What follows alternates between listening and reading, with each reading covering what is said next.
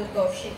পরবর্তী গানটি শুধু একটি গান নয়, একটি সফরের গল্প, যেখানে সুরের পরতে পরতে মিশে আছে প্রকৃতি, প্রেম ও প্রশান্তি। তার সুরে এক অমর সৃষ্টি দিয়ে শেষ হোক আজকের এই উপস্থাপনা। পরবর্তী গান সুহানা সফর।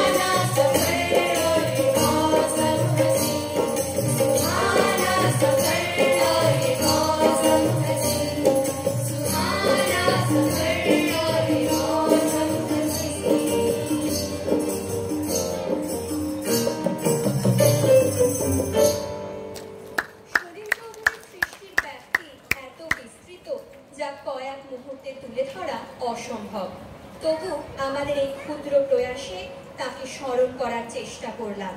তিনি রয়ে যাবেন আমাদের সুরে, আমাদের সংস্কৃতিতে ও আমাদের স্মৃতিতে। নমস্কার।